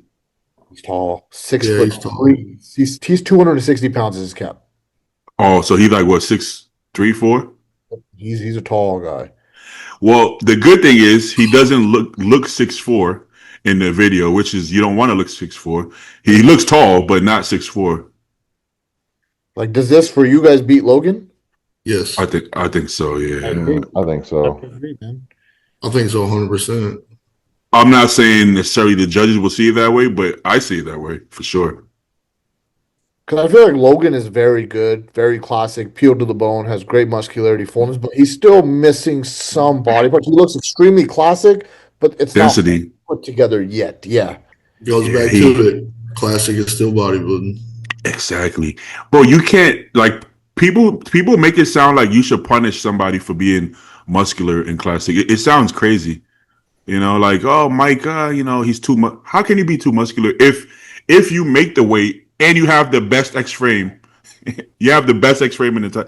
You can't say like, that's why we can't use the word classic because people think that means small for some reason. Like that classic doesn't mean small. Like you can be muscular. You're supposed to be muscular, first of all. So muscularity is a strong point. It doesn't become a weakness. Like, oh, he looks too much like a bodybuilder. No shit. You are a bodybuilder. They're all But also, bodybuilders. like, for a lot of these guys who are going to compete, it's about who hits the mark on that given day. There's a lot of variables that go into play. Obviously, the top 5 are going to be consistent. We know they're pretty much penciled in, but outside of that, it comes down to who nails their peak on that given day to move up a couple spots. Some guys are going to miss. You're going to move down a couple spots. So that's just how it goes to the Olympia. Exactly. Who was the other guy? Who's the pretty boy with the long hair? Batterina. Just in Ballerina. That Batterina? How do you spell that? Batterina? It might be BA. Oh, Right there. Yep. You see it? Oh. Yep. Also, Mike the Badass, the reason he looks 212 is, his weight cap is literally 212 for classic. So no shit. If you're 5'7" and 212, you're gonna look like a 212 guy. All right. Let me see a good. Okay. This was the most recent show? This isn't him. No, that's a client. Oh, what the fuck? The Go Up, that was like his most recent update. He posted this today or yesterday. This like one? Post workout posing. Oh, there's no downlight. I want to see Yeah, some. that lighting. doesn't do him justice. Yeah, nah. I want to see Okay, why he doesn't go have left. No, go up. Oh, this go one. left. Yeah. I don't like that lighting still. There's too much light. Man. He did a guest posing like 2 weeks ago. If you go down, Gilco took the video right there in the middle. Okay, I could do this. This is still not the best lighting. I don't know what's up with him and the lighting, but this is better. Why is it backlit? Is what I want to know. There's a lot of fucking terrible fucking lighting, bro, at some of these shows. At least the backdrop is like dark though. He actually does look like Bumstead's physique. Like his shoulder cap, his legs are pretty fucking big though. He's a super cool dude too. Oh yeah. Yeah, he's super nice. Is he a Texas guy? Oh no. No, he's Jersey. He won the. Oh. He looks good, man. He looks really good. The legs are. For some reason, the classic guys have really good legs. I don't know why that's like a thing, but it's a thing. Do they all have good legs, Beatty, or they all have tiny waists and it makes all their legs look twice as big? That you might be onto something. You put his waist on Nick Walker. Nick Walker has the biggest legs you've ever seen in your life. Justin looks really good though. Really polished physique. Mm-hmm. It's clean. It's like you can tell it's not been abused. If that makes sense. The more I look at these classic guys, some of these physiques I would love to see in open, just for my own selfishness. I'm like, imagine if the open lineup was just stacked with all these frames and shapes and shit. It is, but I'm even more so, Hey, Betty, I'm about to have to run. I gotta make. Yeah, do your thing, Justin. You already know. Hey, it was nice talking to y'all. Yes, sir. All right, Yes, Justin, sir. good to see Hey, you, bro. keep up the YouTube videos. I'll watch them all the time. Oh, for sure. I got you, bro. Yeah, Thank take it you. easy. Yeah. Justin makes his food taste good too. He doesn't. Well, I mean, he fucking trains with Jordan every day. I'm sure he's definitely taking some tips from him. He wasn't always like that. Like Justin wasn't somebody whose food tasted very good. If you look at Justin, he doesn't look like somebody that their food tastes good, right? if you didn't know him, you'd be like, that guy doesn't look like he eats food that tastes good. Right.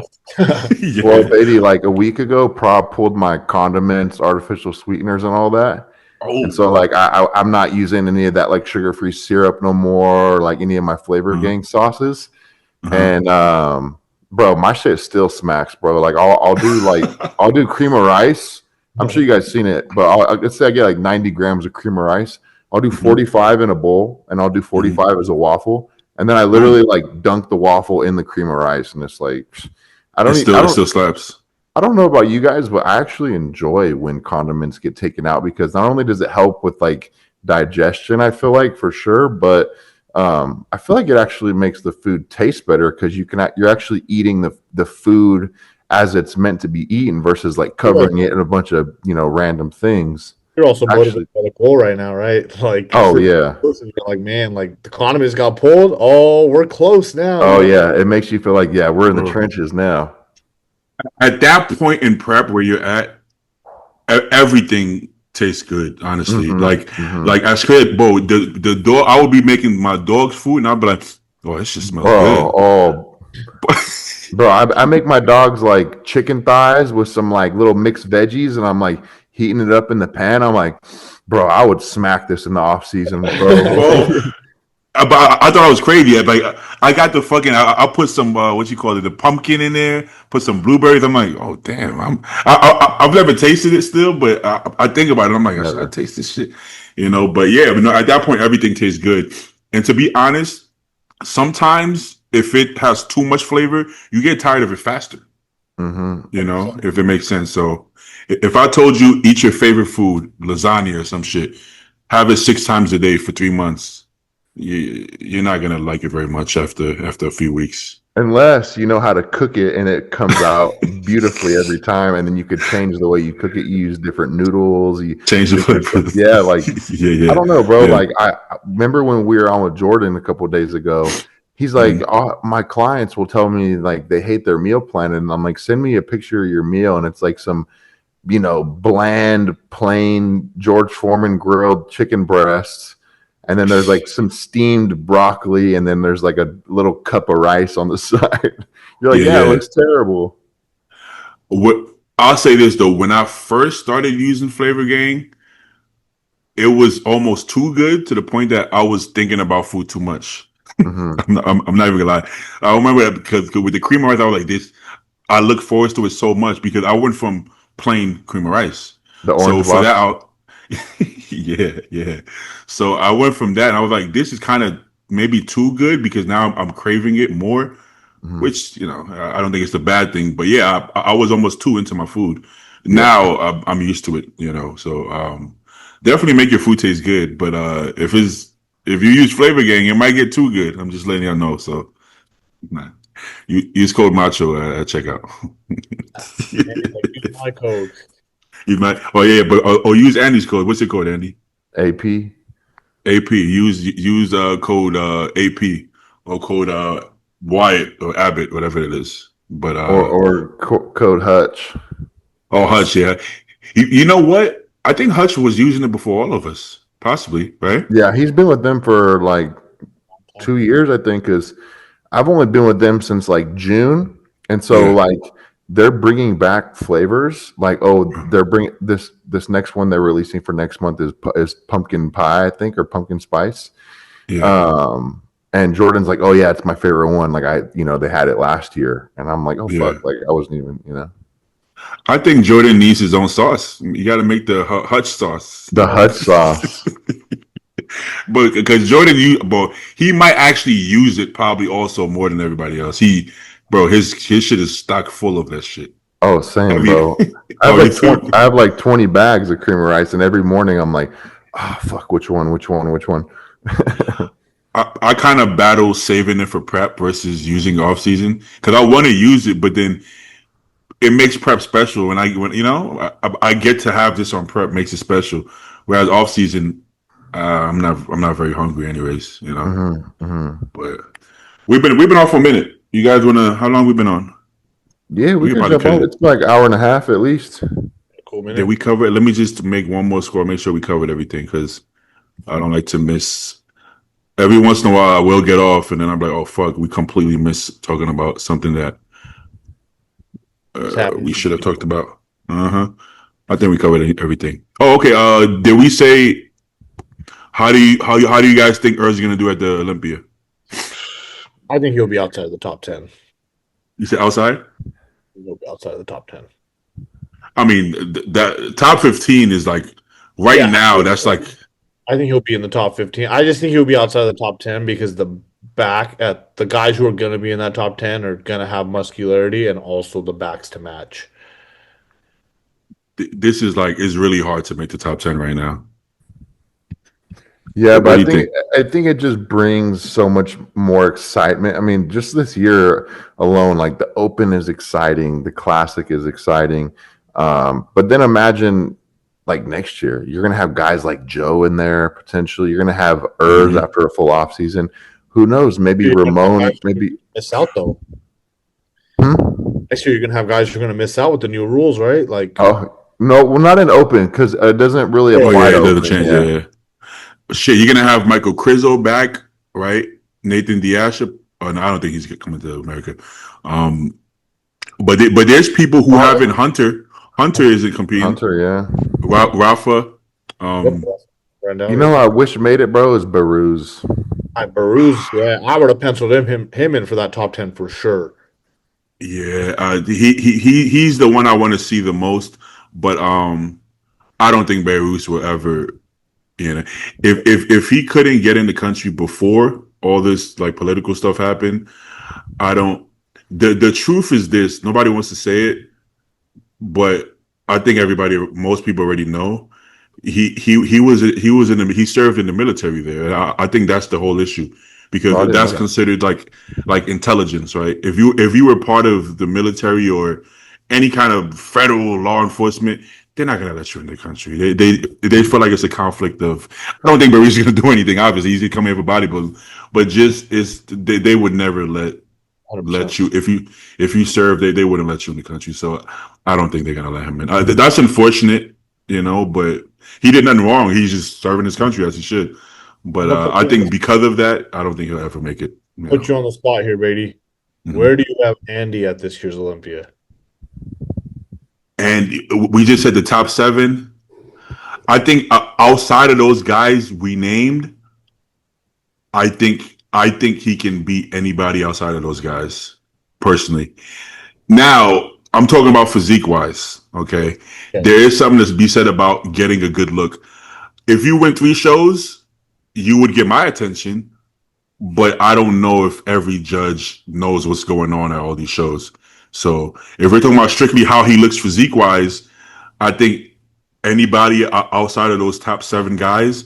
So I would say 8 to 15.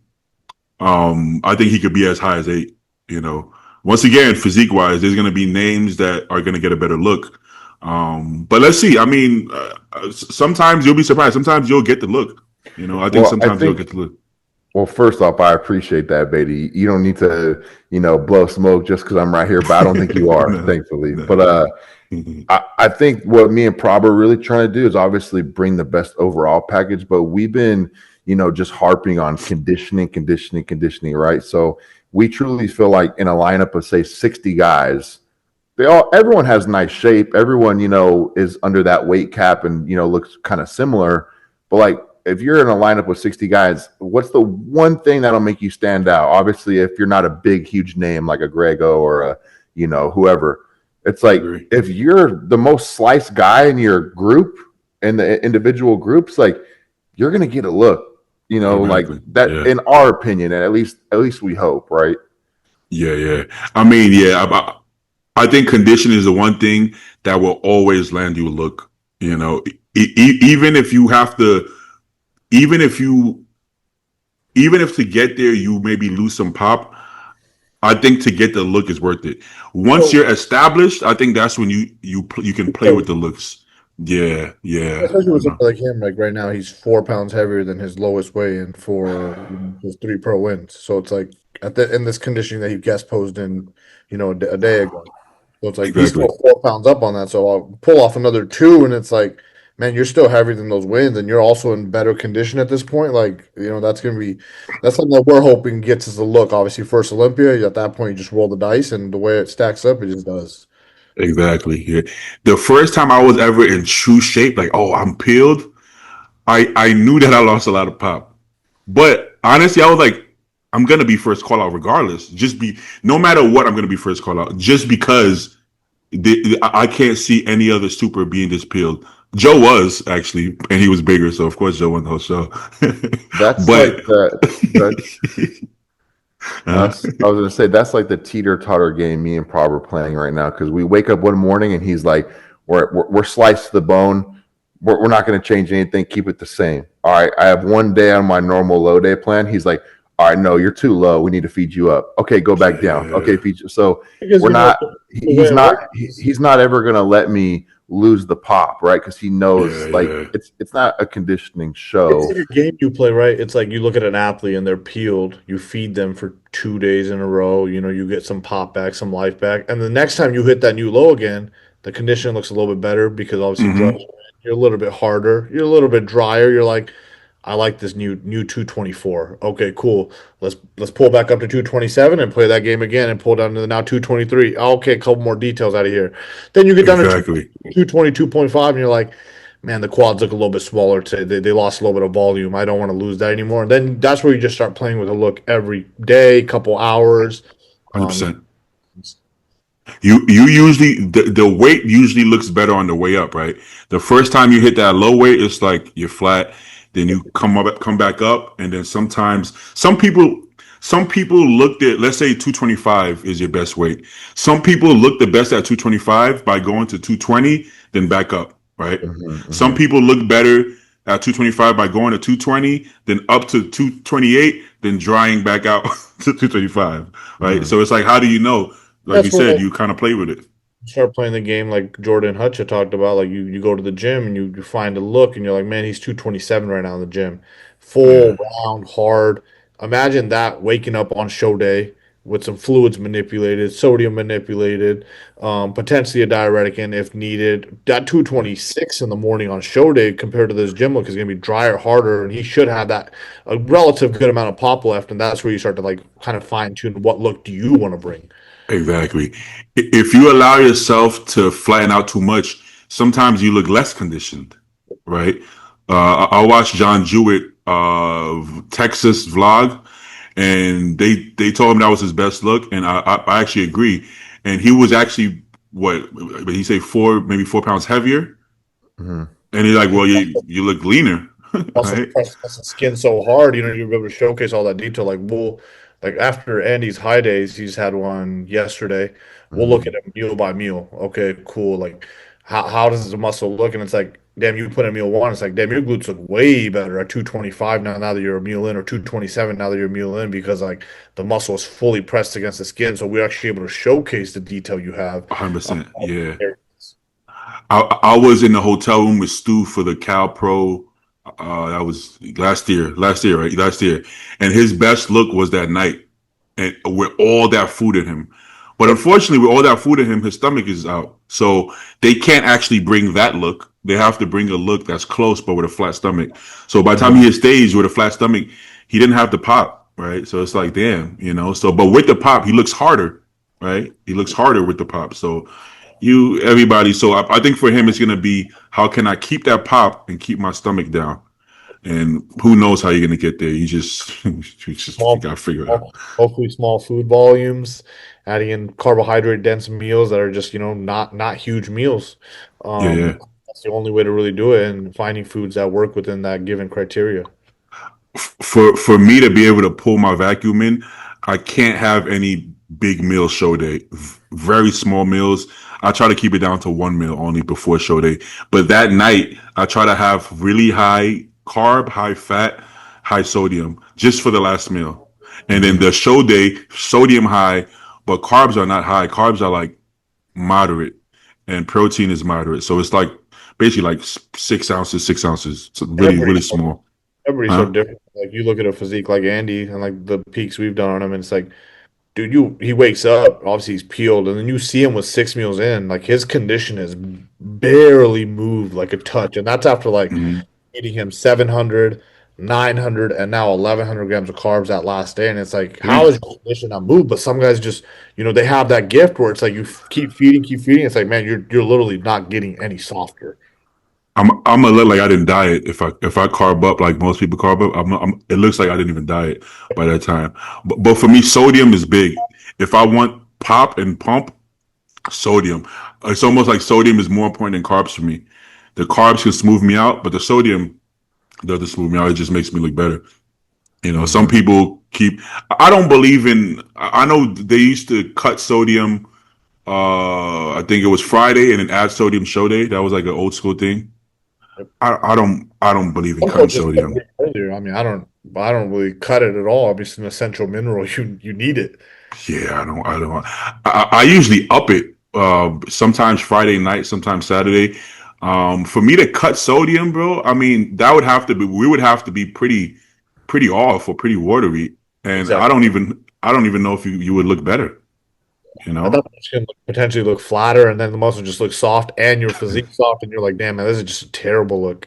I think it's too late. It's different for everybody. I've seen guys do it, and it somehow works, and they look phenomenal. So, I saw a video of Oscar Arden. I guess Kai was looking watery, and I saw him wash off the sodium from the seasoning from the chicken, and then Kai actually came into Olympia flat, like super flat. And I'm like, yeah, he probably needed that sodium, bro. So. All right, y'all. I think that's a wrap. All right, Beatty. Appreciate you, bro. Good talking to y'all, Rob. Yes, Yes, sir. sir. Yes, sir. Yes, All right, sir. boys. Have a good All right, one. see ya.